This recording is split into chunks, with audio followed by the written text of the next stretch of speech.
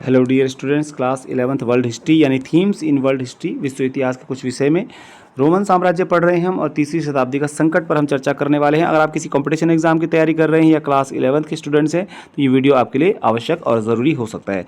उम्मीद है कि आपको ये वीडियो पसंद आएगा। इसमें जितने भी फैक्ट मैं बताऊंगा उन फैक्ट को आप नोट कर सकते हैं और समझ सकते हैं किस तरीके से टॉपिक को आपको समझाया गया है। आइए मैं आपको समझाना शुरू करता हूँ। बच्चों, यदि हम पहली और दूसरी शताब्दियों को कुल मिलाकर देखें तो इन पहली और दूसरी शताब्दियों में जो रोमन साम्राज्य था वहाँ पर शांति का काल था, समृद्धि का काल था और आर्थिक विस्तार का काल था।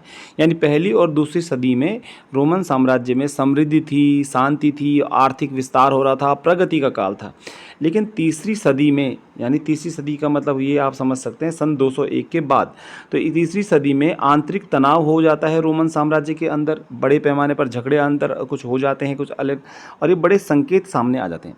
सन 230 के दशक से साम्राज्य ने स्वयं को कई मोर्चों पर जूझता पाया। यानी 230 के दशक से रोमन साम्राज्य कई मोर्चों पर लड़ रहा था। वो मोर्चे कौन से थे? दरअसल ईरान में 225 ईस्वी में अपेक्षाकृत एक अधिक आक्रामक वंश उभर कर सामने आता है। ईरान का जिक्र हमने किया था। आपको पता है कि रोमन साम्राज्य का प्रतिद्वंदी साम्राज्य और पड़ोसी साम्राज्य कौन सा था? ईरान का साम्राज्य था, फारस का साम्राज्य था। तो ईरान में 225 ईस्वी में एक बहुत शक्तिशाली वंश उभर कर सामने आता है, जिस वंश के लोग स्वयं को सासानी कहते थे। जैसे भारत में जो है मुगल वंश, खिलजी वंश, इस तरह के नाम आते हैं, उसी तरह ईरान में भी एक वंश आता है सासानी वंश। ध्यान दीजिएगा, ये मुस्लिम नहीं है, अभी इस्लाम का उदय नहीं हुआ है, ये पारसी हैं। तो सासानी वंश का उदय 225 ईस्वी में हो जाता है, जो कि रोमन साम्राज्य का पड़ोसी साम्राज्य था, जिसकी सीमाएं से टकराती थी वहाँ पर। और 15 वर्षों के भीतर ही सासानी वंश ने तेजी से फरात नदी की दिशा में कदम फैला लिया। फरात नदी का मतलब जो यूफ्रेटस रिवर है, जो इराक में बहती है, फरात नदी, दजला फरात का आपने नाम सुना होगा। तो फरात नदी के पूरे क्षेत्र में फैल जाता है सासानी वंश।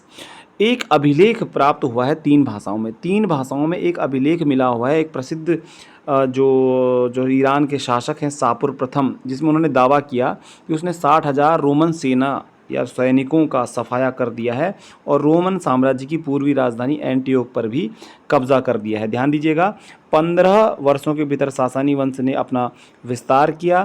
3 भाषाओं में एक अभिलेख मिलता है, शिलालेख मिलता है, जिसमें ईरान के शासक शापुर प्रथम ने दावा किया है कि उसने 60,000 रोमन सेना का सफाया कर दिया है और रोमन साम्राज्य की पूर्वी राजधानी एंटियोक, जो कि सीरिया में है, उस पर भी कब्जा कर दिया है। अब इससे आपका प्रश्न क्या बनता है, फैक्ट क्या बनता है? आप फैक्ट क्या नोट करेंगे? फैक्ट ये नोट करेंगे कि किस ईरान के शासक ने दावा किया है कि उसने एंटियोक पर कब्जा करा, 60,000 रोमन सेना का सफाया कर दिया था। तो उस ईरानी शासक का नाम था, वो सासानी था, उसका नाम था शापुर प्रथम। कितनी भाषाओं में वो शिलालेख खुदा हुआ है? तो वो शिलालेख खुदा हुआ है 3 भाषाओं में। कितने सैनिकों के सफाई का वह दावा करता है? 60,000 रोमन सेना के सफाई का वो दावा करता है। किस शहर पर कब्जे की वो बात करता है? रोमन साम्राज्य की पूर्वी राजधानी एंटियोक पर कब्जे की वह बात करता है। कौन था वह? ईरान का शासक था शापुर प्रथम, सासानी वंश का शासक। ठीक है, आगे बढ़ लेते हैं। इसी बीच अब ये है पहला संकट, यानी ईरान में पहला, तीसरी शताब्दी का पहला संकट हो गया। ईरान में सासानी वंश का उदय, जो कि शक्तिशाली वंश था। तो कहीं ना कहीं ये टकराव मोल ले रहा है रोमन साम्राज्य से और रोमन साम्राज्य के लिए खतरा है। दूसरा संकट रोमन साम्राज्य के लिए तीसरी सदी में जर्मन मूल की जनजातियों ने यह जो है संकट पैदा किया। जर्मन मूल की कई जनजातियां थी या राज्य समुदाय इसमें कहा गया, यानी कि कई ऐसे थे जो छोटे छोटे राज्य बनाकर रहते थे जर्मनी वाले क्षेत्र में। उस समय जर्मनी राज्य देश अस्तित्व में नहीं था। ठीक है, तो जिनमें से प्रमुख एलेमन्नाई, फ्रैंक और गोथ। एलेमन्नाई, फ्रैंक और गोथ नाम की जो राज्य समुदाय या जनजातियां थी, इन्होंने राइन नदी तथा डैन्यूब नदी की सीमाओं की ओर बढ़ना शुरू कर दिया था। राइन नदी और डैन्यूब नदी की सीमाओं की ओर, यानी दक्षिण की ओर आने लग गए और 233 से 280 तक की समूची अवधि में उन प्रांतों की पूरी सीमा पर इन्होंने बार बार आक्रमण किया, जो काला सागर से लेकर आल्प्स और दक्षिणी जर्मनी तक फैले हुए थे। दक्षिणी जर्मनी, आल्प्स और काला सागर से लेकर के इन पूरे प्रांतों की सीमाओं पर लगातार जर्मेनिक जनजातियां हमले कर रही थी। रोमवासियों ने को डैन्यूब से आगे का क्षेत्र छोड़ने के लिए मजबूर होना पड़ा, जबकि इस काल के सम्राट उन लोगों के विरुद्ध लगातार युद्ध करते रहे जिन्हें रोमवासी विदेशी बर्बर कहा करते थे। अब यहाँ पर इसको मैं इस तरह से आपको समझाऊंगा, इसके लिए मैं मैप की हेल्प लेना चाहूँगा और मैप के द्वारा इसको पूरा तरह ढंग से थोड़ा सा समझा जा सकता है। यहाँ पर इस मैप को आप देख लीजिएगा। ये जो पूरा हिस्सा मैं आपको सर्किल करके दिखा पा रहा हूँ, ये पूरा जो हिस्सा है ये रोमन साम्राज्य है। ये थोड़ा सा हो सकता है इसमें आया भी ना हो, ये पूरा रोमन साम्राज्य 3 महाद्वीपों में फैला हुआ है। अब यहाँ पर समस्या आती है तीसरी शताब्दी में।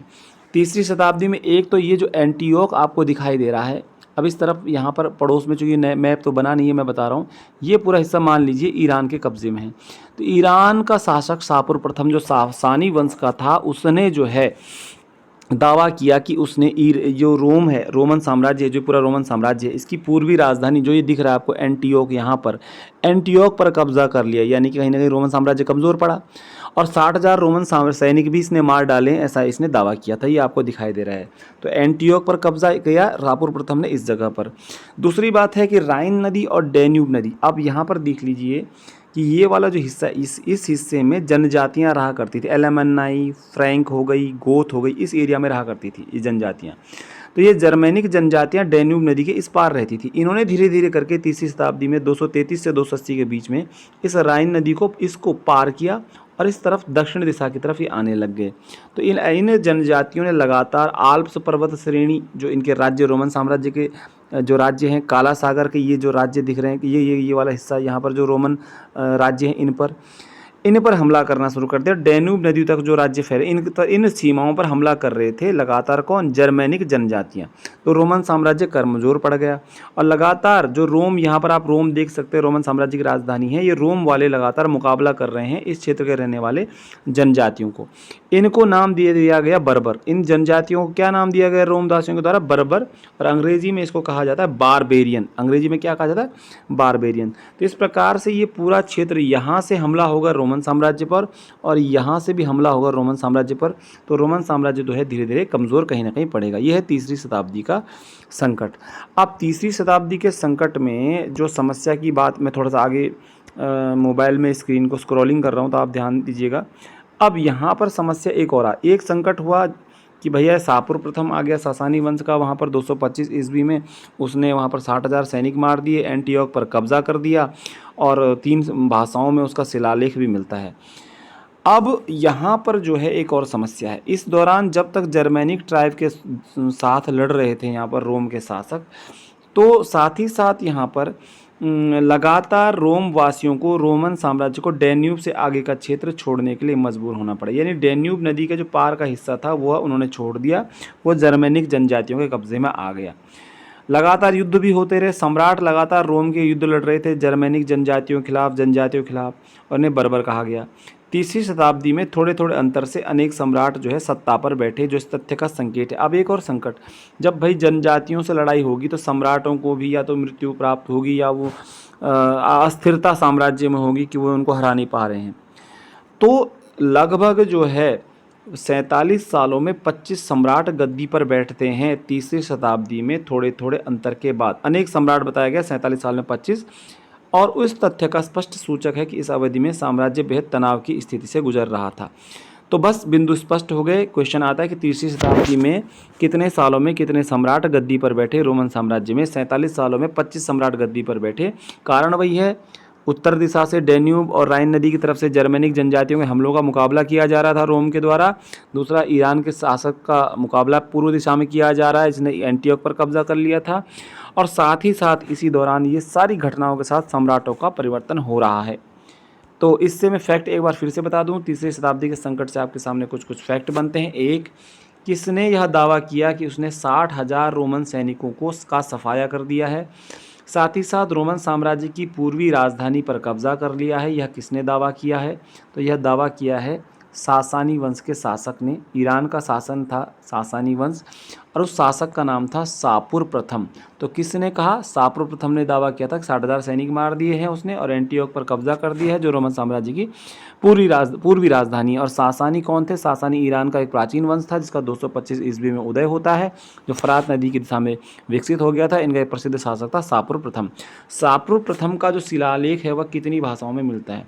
शापुर प्रथम का जो शिलालेख है वह कितनी भाषाओं में मिलता है? तो वह 3 भाषाओं में मिलता है। अगला क्वेश्चन यहाँ पर आता है, रोमन साम्राज्य में तीसरी शताब्दी के दौरान कितने सालों में कितने सम्राट आ गए, गद्दी पर बैठ गए, बदले गए? तो 47 सालों में 25 सम्राट गद्दी पर बैठते हैं। यह बहुत तनावपूर्ण स्थिति थी।